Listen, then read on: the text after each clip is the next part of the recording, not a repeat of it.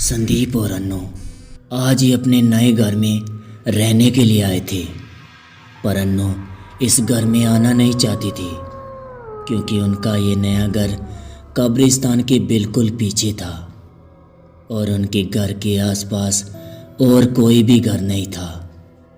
तो इसलिए अन्नू बार बार संदीप को ये घर लेने से मना कर रही थी। पर संदीप का कहना यह था कि इस पूरे शहर में इससे सस्ता और बड़ा घर कहीं नहीं मिलेगा।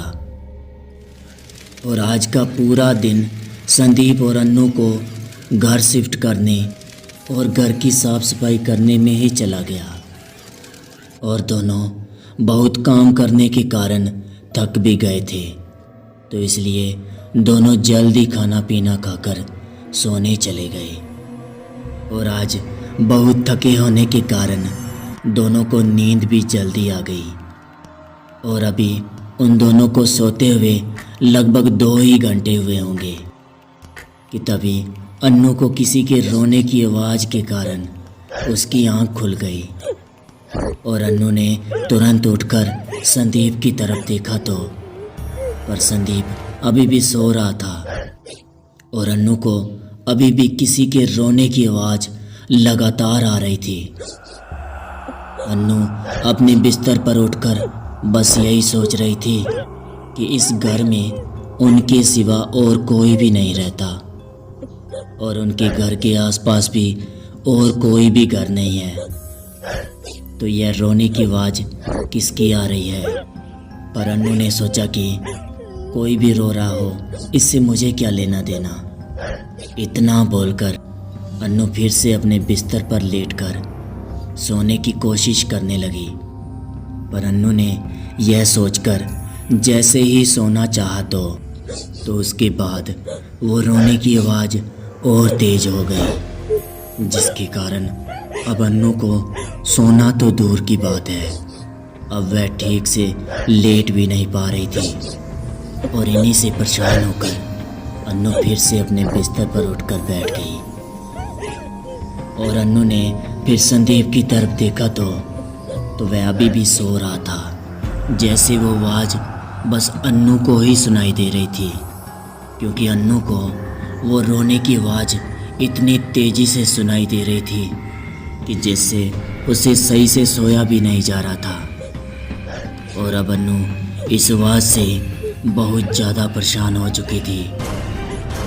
तो यह देखने के लिए वो अपने बेड से उतरी और अपने कमरे की खिड़की तक गई और बाहर देखने की कोशिश करने लगी कि कौन है जो इतनी देर से रो रहा है। इतना बोलकर उसने जैसे ही बाहर अपने घर के गेट के पास देखा तो उसने देखा कि उसके घर के गेट के पास 25 से 30 साल की लड़की बैठी रो रही थी। पहले तो अन्नू को यह देखकर बड़ा ही अजीब लगा, पर उसके बाद उसने सोचा कि क्या पता इसे मदद की ज़रूरत हो, इसलिए तो इतनी रात को इतनी देर से बाहर बैठी अकेले रो रही है। और उसके बाद अन्नू जैसे ही उस लड़की की मदद करने के लिए बाहर जाने को मुड़ी तो उसने देखा कि संदीप अभी भी सो रहा था। तो अन्नू ने संदीप को उठाना सही नहीं समझा और वह अकेले ही बाहर जाने लगी। उसके बाद अन्नू जैसे ही अपने कमरे का मेन डोर खोलकर बाहर गई तो उसने देखा कि वो लड़की मेन गेट के पास बैठी अपना मुंह नीचे करके रो रही थी। उसके बाद अन्नू तुरंत उस लड़की के पास गई और उसके कंधे पर हाथ रखकर कहा कि आप ठीक तो है ना? अन्नू के इतना बोलने के बाद उस लड़की ने धीरे धीरे अपना सिर ऊपर किया और अन्नू की तरफ देखते हुए कहा कि प्लीज़ आप मेरी मदद कीजिए। तो अन्नू ने उस लड़की की बात सुनकर कहा कि कौन हैं आप और आपको कैसी मदद चाहिए?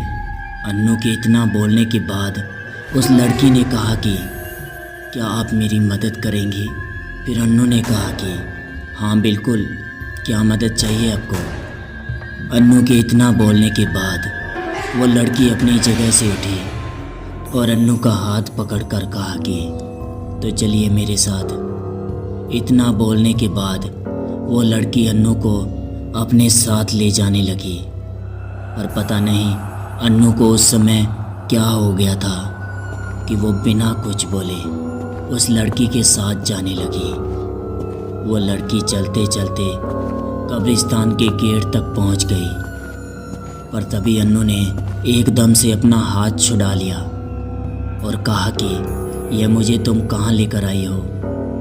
और उसके बाद उस लड़की ने कहा कि प्लीज़ आप मेरी मदद कीजिए, मुझे आपकी मदद की बहुत ज़्यादा ज़रूरत है। मुझ पर विश्वास रखो, मैं आपको कुछ भी नहीं होने दूंगी। उसके बाद अन्नू को ना जाने क्या हो गया था कि वो उस लड़की के साथ उस कब्रिस्तान के अंदर जाने लगी। और थोड़ा ही आगे जाकर वो लड़की एक जगह पर रुक गई और अपने हाथ से इशारा करते हुए उसने कहा कि वो देखो ना, वो मेरी कब्र है, मेरी कल ही मौत हुई है और आज ही मुझे यहाँ लाया गया। पर कुछ लालची लोगों ने मेरी सोने की अंगूठी के लिए मेरी कब्र खोद दी है। उन्होंने उस जगह को बंद नहीं किया। प्लीज़ आप मेरी कब्र पर मिट्टी डाल दो। यह सब सुनकर अन्नू को कुछ समझ में नहीं आ रहा था कि वो सच है या सपना, क्योंकि उससे एक मरी हुई लड़की अपनी कब्र पर मिट्टी डालने को कह रही थी।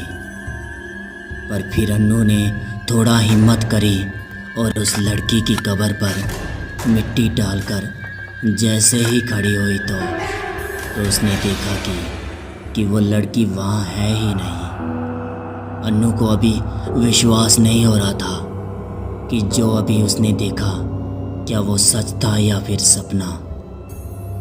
और उसके बाद अन्नू तुरंत पीछे मुड़ी और घर की तरफ भागने लगी।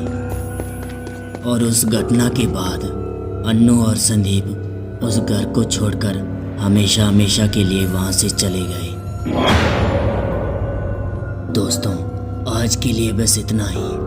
अगर आपको यह कहानी पसंद आई तो हमारे चैनल को सब्सक्राइब कर लें और बेल आइकन को भी दबा दें, जिससे कि हमारी नई वीडियो की नोटिफिकेशन आप तक पहुंचते रहे। तो चलिए दोस्तों, मिलते हैं आगे ऐसी ही रोमांचिक परी कहानी में। तब तक के लिए गुड बाय।